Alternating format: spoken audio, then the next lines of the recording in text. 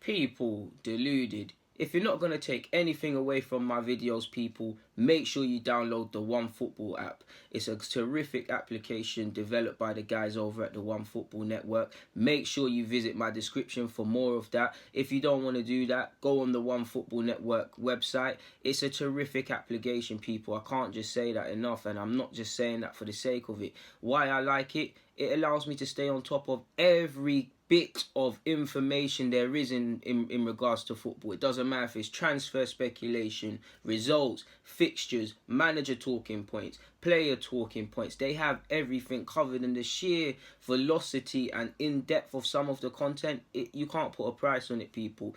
The one big feature I like out of everything, when it comes to transfers, they've got it on top. They tell you exactly where the rumour or the information was first brought out, more or less. And it tells you how the strength of the rumour. And it also tells you what that could mean for the team moving forward with fellow supporting articles. It is the number one application for the general football fan. And in fact, not even the general football fan, the honest football fan. The fan that really loves football. If you really love football, you'll download the One Football app, people. Because for me, it is the best on the market. Like I said, link is in the description. Visit their website. Link is in the description. Link is in the description. Link is in the description. People, I don't want you lot to do yourself a disservice, and you lot are the real followers because you follow me. Make sure you download the One Football app.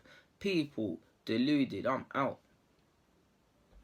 People, deluded, I'm back again. Fridays equals Q&A day. So without further ado, let me crack on with exactly that. Before I crack on though, first and foremost, thank you very much for the questions. Thank you very much in all the mediums and platforms you've asked these questions, the diverse set of questions. Simply, if you ain't watched answer no questions, sorry, thank you for coming back and watching up the thing, man. It means a lot. Obviously, without your support, this thing can't go anywhere. Without your questions, I can't do a Q&A. I'm not sad, I ain't going to make things up. So let me crack on, people. Thank you once more. Let me just have some juice. I'm a bit parched. Been on the underground all day. You don't know how mad Central Line is, especially in the summer. That Costco Ribena. But moving on, cracking on. Let's not waste any more time. Let's start with Twitter. The questions that came to me via Twitter. Well, a couple of them actually came in via YouTube, but I've included them here. So, Alex has asked, if Bielik stays, which you've seen allegedly is not right now, people, would you rather see him play as a centre mid or defensive mid? You said centre mid or centre back, sorry. I see him as both. Now, he's said in his own words, more or less, that he's more comfortable playing at centre half, because I think he said because he can see the bigger picture, which is odd because he wasn't a centre mid before. So I'd say centre half, but for me, the big reason I like Bielik, beyond the obvious being a good player, is his ability to play two positions. So I would say it's a tough one. You'd have to eventually, for himself, he'd have to define which one he is. But as a selfish point of view, if I was Gooner Emery, just to have someone like that in my side that can play in defence, can play in midfield, especially when you consider the whole three at the back thing, he's someone that could help screen the defence and stuff like that. I think his skill set can be utilised in the squad. Obviously, if Emery deems he's not good enough to get games currently, or he's not in his plans, then he's got to go somewhere on loan or permanently, which would be a shame because he's got a lot of potential. I'm not here to say he can be this, that and the third, but I believe he's a good player, Alex, man. Antonio's asked, should Ozil score more goals? Maybe it would change his bad reputation in general. I mean, goals and assists make the difference. You look at other players that are more galvanised and things like that. It is cool. I'm a fan of Ozil. He probably needs to move on. But if you look at some of his, you lot know in it, them final ball statistics, the passing, all the typical statistics people run to defend Mesut Ozil, they've actually been declining. Ozil should not just now score. He should look to score more goals in general. But if you ain't got it now in your career at however old he is now, you're never gonna get it unless a miracle happens. So moving on, you've also asked, should we sign a quality winger like Zaha or Malcolm and sign Brahimi as a backup winger? Not really keen on the signing of Brahimi. He's a decent player, but what's the point considering his age? And if I'm him and his agents, his age is 29, 30. I'm trying to get a package, maybe not necessarily Ozil or Mkhitaryan's, but a good financial package, because I haven't got long left. Doesn't make Arsenal much sense for Arsenal to sign him, because we're already become a retirement home in that we've got some pensioners here, people riding down contracts. Why add to it beyond the fact that he's a quality player? Of course, I would like Malcolm or Zaha and whatnot, my guy. Igal's asked, should we sign Lewis Dunk, and do you think he can play at a top club? Well, our centre halves, based on how they played last season, he wouldn't have an issue. I suppose he could be used in the squad. So yeah, man, you forever asking me that question. I can't lie. Moving on. You've also asked, what's the most important thing for a club to rebuild? The manager, director of football, funds and assets. Everything, my guy. First and foremost, the director of football, the manager, and I'd actually say the owner, they all have to they don't necessarily have to think the same thing, but they have to all be aligned in their beliefs. The mentality of what the club wants to do ultimately comes from the shepherd, which is the owner. The sheep are the technical directors, the this is and the that is, and all of these sort of things, the managers. So the sheep will follow what the owner wants. So first and foremost, it's got to come from the owner.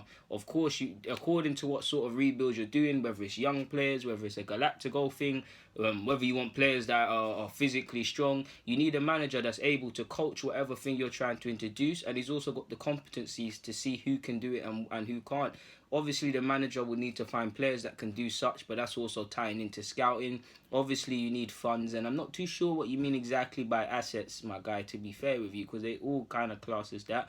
So hopefully that answers your thing. Devon asks, hey, Deluded, do you play fantasy football, and why not build a league? I have got one. We did one last season, my guy. I can't remember who won it, but you lot know we did one. You've said, my question is, I know Matt Smith is a baller, but he doesn't get the hype like others. Do you think he has the potential to make the step up and be a deep-lying midfielder in the Cesc Fabregas role in the future? It's down to him. I'm a fan of Matt Smith. I believe praising people based on application, and last season he was one of the better performers at under-18s level. Whether he can make it at Arsenal it remains to be seen. He's at pivotal years. We'll have to see what he can do, my guy. I think there's a big jump to go and play in that Cesc Fabregas role. Not too sure he's ready to do that.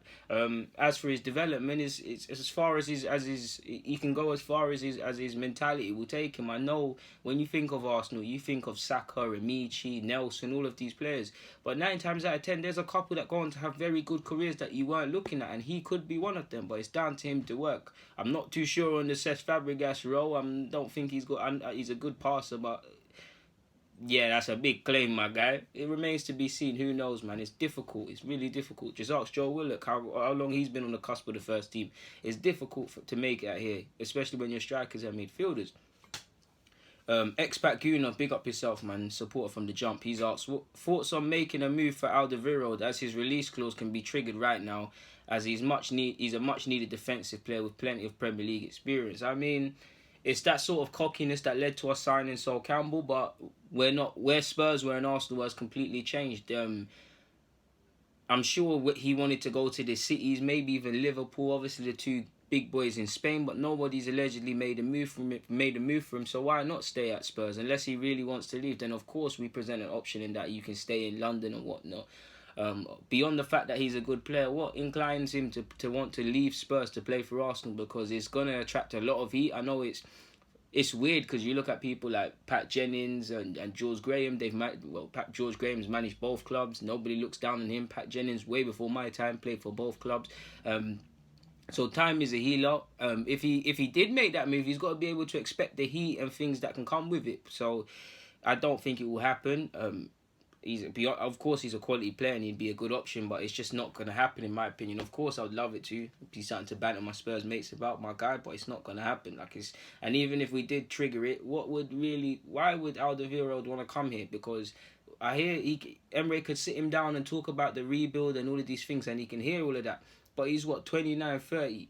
Why would you want to? You don't want to be here for experience, for a rebuild and stuff. He's played at Ajax. He's seen the thing built at Spurs. He probably just wants to win trophies.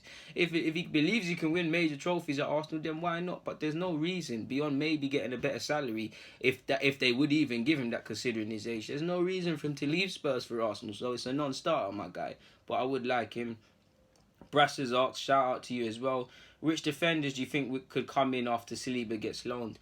We could sit here and say names, my guy. I'm inclined to believe it would be somewhat of a shrewd addition. So just as long as it's... it'll probably be Gary Cahill, but just as long as it's someone that's competent, consistent, really likes defending. I mean, really likes defending. Because we've got centre-halves at this club that are more more happy to shout at other people and stuff like that when they make mistakes, happy to tweet back on top, and just downright clueless. I want someone that understands football, that understands defensive aspects, that relishes defensive aspects. So if we can find that, someone who's a bit of a, pardon my language, a bastard, like someone like Socrates, in terms of, obviously you want someone better, but in terms of he likes defending, he's a bit mean, he's a bit heavy-handed, someone like that ideally. But first and foremost, I just want them to be competent, consistent, and able to do the job in their role, man. So yeah, man, not a clue, man. It'll probably end up being Gary Cahill. Tavin's asked, if Emery gets sacked, Tavin, forgive me, butchered your thing. If Emery gets sacked, who would you take a risk? I cannot read. Would you take a risk on Lundberg if Emery gets sacked? I butchered your question. Why not, man? Why not? Obviously, I would like a more experienced name or someone, you don't know how these ones typically go. But I'll give Lundberg a chance. That's the way football's moving. Okay, Lampard done his thing at Derby, but he's really inexperienced. Ole Gunnar Solskjaer, he's done his thing at Cardiff, but you get not inexperienced, but people are coming back. Arteta will probably step up. Gerrard, after a short time in an academy, has gone and done that. Rooney at Rangers, Rooney said he wants to go into management. Company's gone to Anderlecht after retiring, so that's where Xabi Alonso's Real Sociedad B manager now. So that's how football is going now. It's long gone are the days of managers and players that have potential going to XY club, building XYZ club, building up their stripes and then moving. They're getting snapped up by the big boys straight away for their potential. I think managers will start getting loaned out one day and bought for potential and groomed, but long gone are the days where someone might have desires to coach. They might go and manage in League Two, in the Championship, in this place and that place. Relative success according to every role and gradually build their way up. They're skipping that. And on one hand, that's wrong. But on the other hand, why would you want to go through levels if you don't need to a degree? So it's a good question. John Kelly's asked, what happened to Kelechi Nwakale? Is he still an Arsenal player? Well, he's been in training, not too sure on what his future will hold. He arrived with much hype and much potential. I think he's got a year or two left on his deal. He's, 20 years of age, so a decision needs to be made. Just hasn't worked out for a lot of them homegrown players, so we'll see how that one goes, my guy, man. Papaya's asked, assuming Saliba has now been signed, we have Saliba, Chambers, Holding, Mavropanos, Socrates, Mustafi, Koscielny, Bielik, Slim, maybe. How do you see things shaping long term if we only build from within with these options? Well, it would be Holding and Saliba, first choice for me. Mavropanos, if he's given games, can develop into something. Long term, as good as Socrates has been for us, he's 31 or so. He's not here long term. Neither is Koscielny. Bielik, the situation is different. The club want him to sign a new deal and go out on loan. If I'm him personally, I believe he's at age. He needs to go to a club where he can settle for a couple of years and build his way up, because this whole playing for one team, coming back, uncertain future, going out on loan, it's a mix-up, man, and I think he needs stability. So I'm not too sure how far we could go.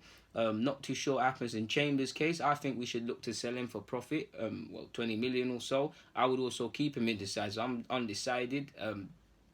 It remains to be seen how he would be used, but you'd like to think he's a squad option at best. There's rumours Unai Emery wants another centre-half as well, which could spell the end of Koscielny's future. Mustafi should not play a game for this club again, but we are where we're at with him.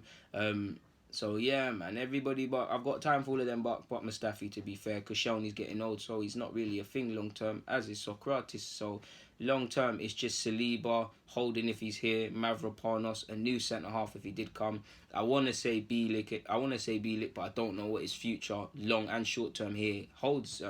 And I'm not too sure for Chambers, so we'll have to see. He can play at centre-half. He also can be shoehorned at right-back to mix success. We've seen him have decent games. We've seen Jefferson Montero tear him a new one. He's obviously at Fulham. Best of his games came in central mid. So similar to what I said earlier about Bielik's adaptability, someone like Chambers could be utilised in the squad in that he can play at centre-half when required, could be used in midfield in a different bunch of ways. I wouldn't play him at right-back, but Maitland-Niles I believe is a better option. But if Maitland-Niles gets injured again, I definitely think Chambers is a better option than Jenkinson, who is an out-and-out fullback for that instance, and Mustafi at that role. So we'll see how that one develops. Cameron's asked, what advice would you give to an under-18 player trying to make it via the non-league route? Never give up, man. I feel people are looking more so than ever now at the non-league routes. You see a lot of Wimbledon are signing a lot of players, a lot of Premier League teams, too many to name. A lot of Premier League and Championship clubs are looking at that level, and people are getting trials. You don't hear about many of them, but it's never been the best time. I would say with that, you've got to be a bit smart. From my experience, that whole semi-pro and non-league is very weird, and people can technically class themselves as that, but they're not really that. So I would say it's all good. People are looking, but you need to be in a place people could look. Is it possible to, when you look at the non-leagues and whatnot and where you'd like to go, could you join the top teams? Or if possible, could you do further research and see what clubs people have gone on to? Because for playing for them clubs, scouts, think about it, people. If you sign for, I don't know, Deluded United people, and we're a non-league team, people have gone on to do good things from our team. They've gone playing Premier League. They're earning a living from football. Scouts are going to come and watch that because we've got a certain amount of player. Where if you're playing maybe even sometimes in the same league, you're a decent team, but it's not as publicised. Scouts might not look people. Naturally, if you know a team is developing players, whether they're 16 years of age or 18, there's a long sort of running history of it, a scout is going to look. So can you possibly put yourself in an environment where you're more likely to be seen? Only you will know. I would say never give up, because it never happens. It's never too late. People are developing at different rates. I'd say focus on your weaknesses and expand on your strengths. And most importantly, I'd say put yourself in the right position to get seen, man. Because football's a fickle game. I've seen some, pardon my language, crap players playing in Premier League. Crap players come from semi-pro, but they've been in a place where they've been seen. And more often than not, football's about opinions. You might be I don't think you're rubbish, Cameron, but you might be a dead baller. If you put yourself in the right place and the right person thinks you're a good footballer, you're going to get a contract. That's how football works. Football at the base level is a game of opinions. I am genuinely bewildered as to how Carl Jenkinson made it as a professional footballer, for example. But somebody at some age put their arm around him and said, yo, we know there's certain things and biases, but they said, yo, listen, you've got potential, and here he is now. He was never good enough to play for Arsenal, but somebody scouted him, condoned it, got the transfer done. Do you get it? I might think he's crap. I might always think he's always been rubbish, but Arsenal felt he was decent, so he went and signed. So you know yourself, because you play football and you've got aspirations, that football is a game of opinions. Lethal Lacazette has asked, what would be your ideal signings for this window? Well, if we can get Turney done and Saliba, I know Saliba looks to be done, but until I see him holding up the Arsenal shirt or an article on Arsenal.com, regardless of Weinstein or all these credited journalists, I want to see that done. So they would be my two ideal signings, really and truly. Lumbergin has asked, Lemena in and Xhaka out, yes or no? I don't think Emery would go for that, because Xhaka is quite pivotal to his side based on the games he's played. But I'd be a fan of Lemena, so I don't think Emery would do such. That's it for the Twitter questions. Let's head over to YouTube. We've been here for 16 minutes, right? We're moving mad, people. This is what I said, people. Thank you very much for the questions, man. Like, I remember this used to be done in 7 minutes or so. Now it's ridiculous. Obviously, I can't answer every damn question, but it's quite mad. Like, thank you, people. Right, that's a good question to knock it off. Somebody's asked, hey, Deluded. I ain't finna answer that, man. Sobaya's asked, in terms of your career, Sohaib, I cannot say your name. Sorry, man. I need to hear you say your own name. In terms of your career, where would you like to be in the next 10 years? Well, my career, of course, I would just like to be better than I was yesterday. Of course, in a way, actually, you lot are the ones that made me believe I could possibly earn a living from talking about football and things like that. So I'd like to possibly earn a living, marry my passion with earning a living, an honest living like everyone, advance myself, gain more subscribers and whatnot, of course. Just be better, man, like professional graphics, just professional, like the views I have, the things I have in mind for you lot, I can't bring it out because I haven't got all them resources. I don't want to do half-arc stuff, and it pains me when you lot comment certain things. I wish you knew everything, but I'd say just from earning a living from football, and if not, a coach or a scout, I'd love to do that, man. I'm trying, if you look could see behind the scenes, so why not? So yeah, that would be it, my guy. Diabolicals asks, do you think that Emery is brave enough when it comes to playing and developing young players? That remains to be seen. I think people will look to our homegrown players and say Nelson went out on loan, this player left, and these things happen. A lot of it's true. I do think he could have played young players. I do think he has a slight reluctance to playing young players. Fair enough, Guendouzi had a bit more experience than all of these players, but he showed courage to play Guendouzi. I mean, he's come from the League Two, League Second Division in France. He only had a handful of appearances. He's played him, so I think he's a bit different. He's not on the Wenger thing in that he's romantic with it, in that he can see you're going to take a while to develop. Let me keep you around in the first team. I think he likes a couple of players like that, but I think his thing is after a certain period, you've got to go out on loan or go somewhere where you're prepared to hit the ground running sort of thing. So it remains to be seen, man. I do think at times he could have played them and didn't at times, especially last quarter of the season when players weren't just were not playing of a certain standard. So yeah, man, good question. Me, it's asked, since we have low funds, should we sign Jerome Boateng, who is available for 12 million? Nope, because of his ages and his wages, and he's clearly a player on the decline. But if anything, you could be open to getting him on loan potentially. Arsenal for Life says, do you see us signing Hakim Ziyech? I don't know, my guy. I would love him to sign for the club, of course. Swervo's asked, is Zagadou an error-prone player? I do think he's got errors in him, but I think he's a decent centre-half and he could be taught to be one. Kadeem said, is Martinez good enough to be second choice considering his form for Reading? How much should he play next season? Well, this is it, really and truly. If he's going to be second choice, then I mean, Leno said he wants to play every game next season, and I believe he should, but you'd be inclined to believe Carling Cup appearances will be Martinez. When the FA Cup starts at the turn the start of next year, I believe he will obviously get game time. Europa League will obviously be game time. I'm not too sure how many times, if any, he will feature in the Premier League. So you'd think at times he would have to keep fit via playing for the under-23s. And I know we've got Ilev, Matt Macy and young Arthur Okonkwo should be third choice for me. Maybe not based on experience, but we need to do something around our keeping situation. So, yeah, I think he's good enough to be second choice, my guy, man. But he needs to be honest with himself. He's not going to play much, really. And you've said, great Vidge DG. There are not many football/Arsenal YouTubers that go into much detail as you. It's much appreciated. Big up yourself, my guy. And honestly, messages like that is why I keep going, man. Plenty of times I thought to pack it in, man. But thank you.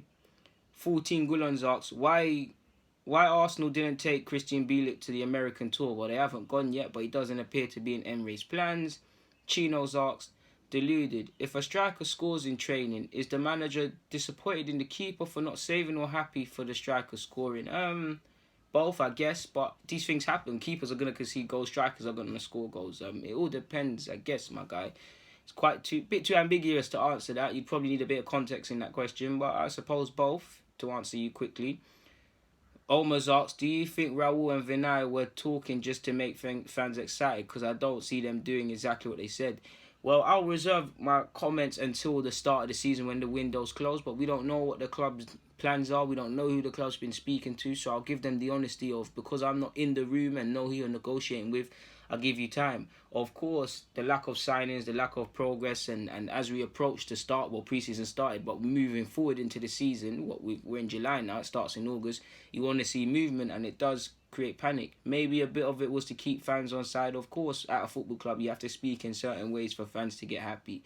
But yeah, Alf Toppers asked, from the 2019-20 season, Amazon will now start to show EPL games live. If they make money, gain a large number of subs, the likes of Netflix, Facebook are likely to bid for the rights to show games. Do you think this will be good for the game? Well, those of you that have been rocking me from the start, I said that's the way of the future, my guy. And I do believe it would be a good thing, because I think not just football and football channels and how we watch football, TV has changed. TV is dead. It's all moving online. I think the next step, and this will actually help it, it will be a thing where you only pay specifically for what you want. I know there's certain things like that, and I know there's box sets, but what I mean by that is, let's just say I got Sky. Obviously, I believe everyone needs the news channel, but I might not care about Nat Geo, for example. Do you get it? So there might be a package in the future where via online or whatever, where okay, I'm only paying for Sky Sports, this, that, and the other, BT this, Premier Sports this, so I can watch all games wherever I want. Someone might only care for Towie and all that nonsense. I'm saying that, but I love Love Island, so they only pay for them sort of things, because it's all about giving people. We always want a good deal. We always want value, and that is value. I don't think there's any box sets that are really value. TV is dying, people, and I think it would be a good thing, man. If they could pattern up the 3 p.m. kickoffs, then we could have something.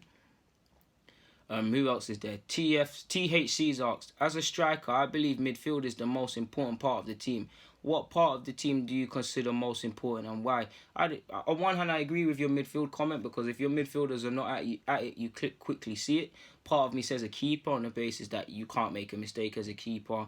I want to say fullbacks because I'm part of the fullback association, and if the fullbacks stop running and stay high up the field and things like that, you see gaps. But I probably think it's the defence, to be honest with you, including the keeper, the back five, purely because you can't do anything without a foundation, and their concentration has to be good. Everybody sees the strikers make the difference, and like you could say they're the most important, that they make the difference. But defenders do the dirty work and things like that, man. If strikers was everything, Aubameyang, by the logic of him having 22 league goals, we'd be second or first or challenging. But look at the defensive statistics where we are. That's not a shot at Arsenal. That's just me highlighting the importance of defence. Defence wins titles. Strikers make the difference. So you could argue it. There's no right or wrong. That's a good question. Bro, I can't say your name. Sorry, my guy, man. I'm not trying to boy you or nothing. But you said, do you think the players coming in should be more physical and hard-working? Arsenal seem to have an obsession with all these soft technical players. A bit of both, man. You look at the running statistics, we score quite high. I think in general our players could be a bit nastier, but I still want these technical players, and I don't necessarily think it's fair to say these young players are soft, to be fair with you. But hopefully it answers your thing. Ayo's asked, which one of the newly promoted youngsters do you think will have the biggest impact in the 2019-20 season? My gut tells me Nelson because I think he's the closest to the team. I'm a big fan of Emil Smith-Rowe and I hope it's him. I think Joe Willock and Eddie can surprise us. On one hand, you'd think Eddie might receive the least game time because of the two strikers ahead of him. Willock, there's a lot of midfielders. You've got Xhaka, you've got Guendouzi, Maitland-Niles can be used. In fact, I'm saying that, but there's not actually a lot of midfielders, so Joe Willock could surprise us. But my gut tells me right now in July to say Nelson. Joe's asked, a lot of academy players in the first team this year, will they be better than the previous English core? Seeing is believing. I can't predict the future, my guy, man. I really wish, man. I hope so. As guys asked, would you like to see Mavropanos get a loan move? I would like to see him play football here, man. But if he can't, we need to go and find a league, maybe somewhere in France or in Germany where he can play week in, week out. Because the first season he came here, obviously he's adapting. He's coming from humble beginnings. He needed to take time. Injuries robbed him of a season of progress really last year. Next season or this season coming, I believe he needs to play football substantially to make it to the next level. So if he's not going to get a look in here, he needs to go elsewhere. You've also asked me, do I think Zach Medley should be loaned out? Well, he's going to be under 23's captain. He might play Europa League games, but if I'm him, I want to play against men and grown individuals. I think Medley's got a lot of work to do. I think he's extremely naive defensively beyond being a good ball player. And the way he could accelerate his development is playing against street smart strikers in the Championship or wherever that will destroy you.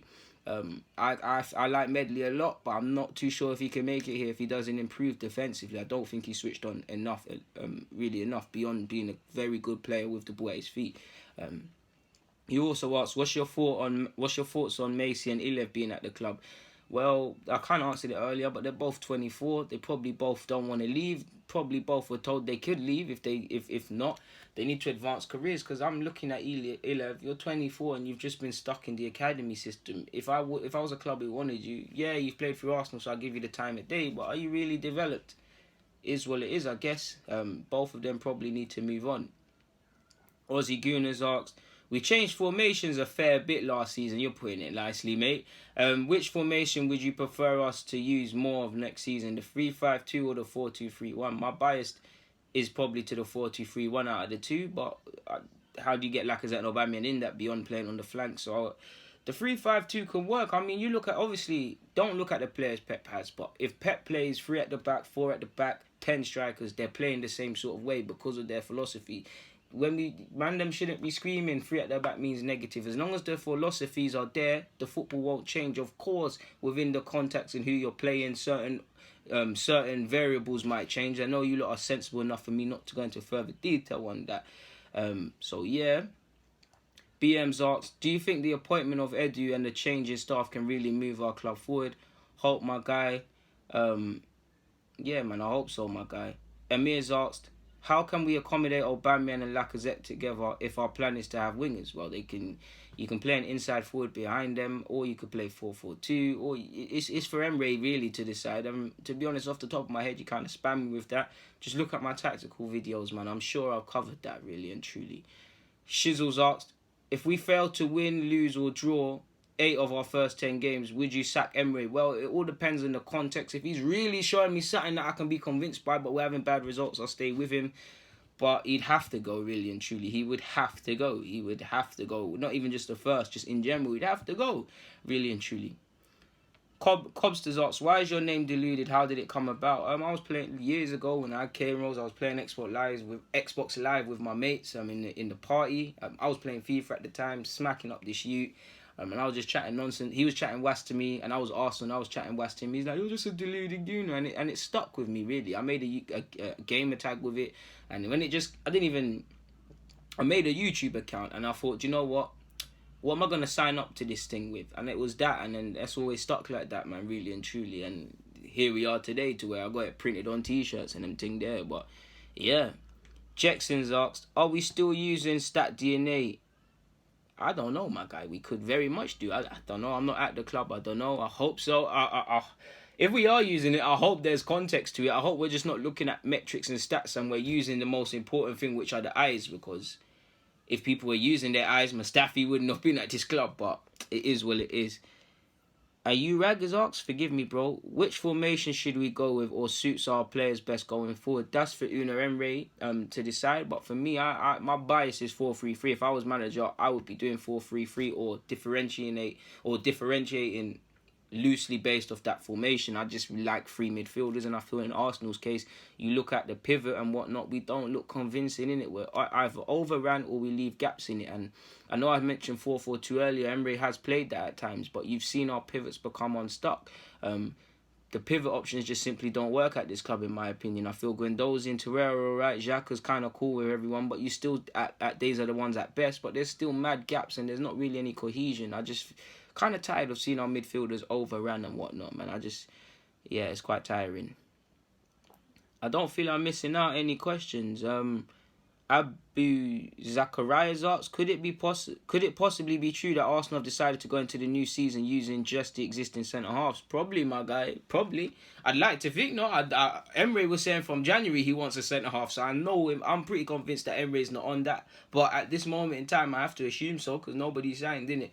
Obviously, there's talk of Saliba being signed, but he's going to be loaned out for the following season. So it inclines me to believe there is some sort of plan with another centre-half. In regards to what sort of profile centre-half, it might be a cut price option, it might be an unknown, it might be an Asian one with experience. I don't know. I'm just inclined to believe a centre-half is coming. Like I said at the beginning, as long as he's competent and consistent, I really don't care. But there's not really anything else to say. I've answered all the questions. First and foremost, people, as I said earlier, thank you for the questions. I hope you have enjoyed this Q&A. We've been here for about half an hour. Not going to waste any more of your time. People, Deluded. Thank you very much. Comment, subscribe, like the vid, share it up. I'm out.